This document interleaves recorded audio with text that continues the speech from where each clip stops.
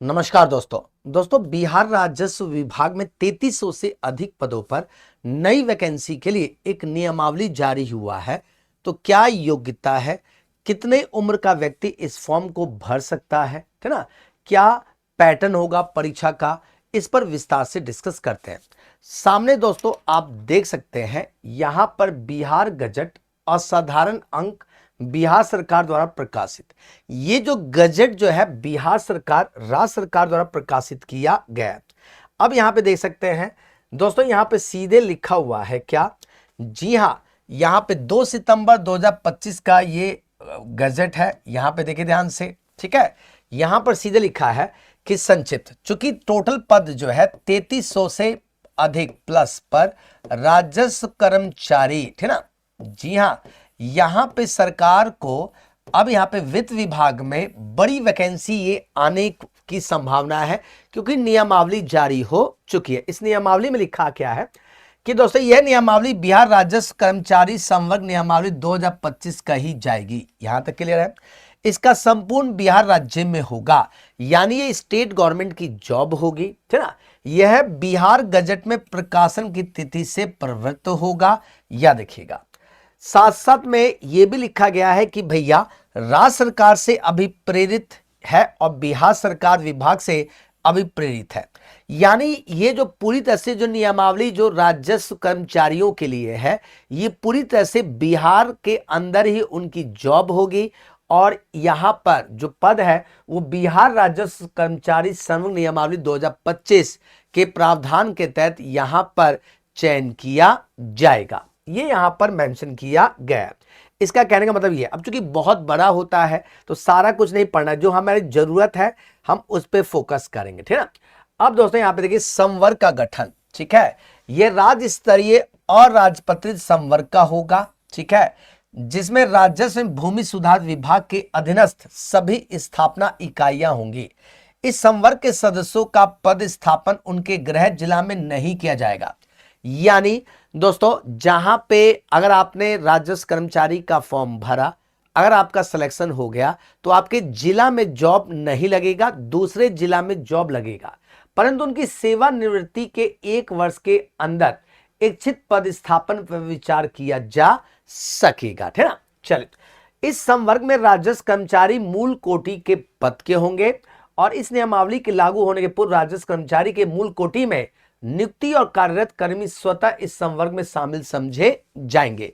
पूरा नियमावली यहां पे 3300 से अधिक पदों के लिए सरकार ने जारी कर दिया है, ठीक ना। दोस्तों यहां पर अगर यहां पर देखें स्वीकृत बल, ठीक ना, जी हां, संख्या, इस संवर्ग में राजस्व कर्मचारी के पदों की संख्या उतनी ही होगी जितनी इस नियमावली के प्रभावी होने की तिथि तक राज्य सरकार द्वारा स्वीकृत अवधारित किए गए हों। यानी राज्य सरकार जितना पद निर्धारित किया जाएगा उतना ही संख्या यहां पर लिखा जाएगा, ठीक है। स्वीकृत बल की संख्या राज्य सरकार समय समय पर घटा बढ़ा सकती है। पदों की कोई भी संख्या निलंबित संचरण के अधीन रख सकेगी। इस संवर्ग के कर्मियों को राज्य सरकार द्वारा निर्धारित वेतनमान अन्य भत्ते दे होंगे। सैलरी के साथ साथ भत्ते का भी प्रावधान किया गया है, ठीक है। अच्छा, अब देखते हैं उम्र सीमा। दोस्तों 1 अगस्त को जिस दिन इसका नोटिफिकेशन जारी होगा, उस दिन को दोस्तों 1 अगस्त को 21 वर्ष से कम नहीं होना चाहिए। यानी ये वो व्यक्ति इसका फॉर्म फिलअप करेंगे जिनकी उम्र 21 साल या उससे अधिक है, ठीक है। 1 अगस्त तारीख यहां पर मेंशन किया गया है, ठीक है। आरक्षण भी यहां पे दिया जाएगा। राजस्व कर्मचारियों के पद पर नियुक्ति में राज्य सरकार द्वारा समय समय पर यथा निर्धारित आरक्षण रोस्टर के प्रावधान लागू होंगे। भर्ती, राजस्व कर्मचारी के पद पर नियुक्ति के लिए अभ्यर्थी को किसी भी मान्यता प्राप्त विश्वविद्यालय समकक्ष संस्थान से स्नातक या समकक्ष अर्हता प्राप्त करना अनिवार्य होगा। यानी अगर आप ग्रेजुएट हैं, स्नातक हैं, तो आप इसका फॉर्म फिलअप करेंगे। बाकी जब नोटिफिकेशन जारी होगा तो उसमें विस्तार से देखा जाएगा। राजस्व कर्मचारियों के पदों पर सीधी भर्ती आयोग द्वारा स्नातक स्तरीय प्रतियोगिता परीक्षा के लिए नियत मानदंडों प्रक्रियाओं का अनुपालन करते हुए आयोजित प्रतियोगिता परीक्षा के परीक्षा फल के आधार पर मेधा क्रम में प्राप्त अनुशंसा के आधार पर किया जाएगा। यानी भैया सीधे परीक्षा होगा, स्नातक स्तरीय परीक्षा के आधार पर आपका सिलेक्शन लिया जाएगा।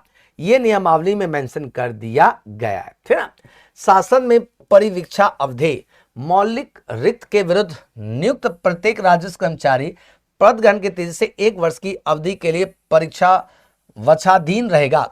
यानी दोस्तों यहां पर सीधे सीधे 1 साल तक आपके कैरेक्टर को जांचेगा, देखेगा कि भैया ठीक हो कि नहीं, ठीक है ना। अगर 1 साल तक अपने पास रखता है, कभी भी पद से हटा सकता है, ये कह रहा है, ठीक है। साथ साथ में नियुक्ति और प्रथम वेतन वृद्धि के बीच हिंदी टंपन और प्रारूप परीक्षा आयोजित नहीं होने की स्थिति में प्रथम वेतन वृद्धि नहीं रोकी जाएगी, यह देखिएगा, ठीक है ना। तो ये दोस्तों आपके वेतन के संदर्भ में है। जो हमारा जो सबसे मेन था वो हमारा समझ में आ रहा है।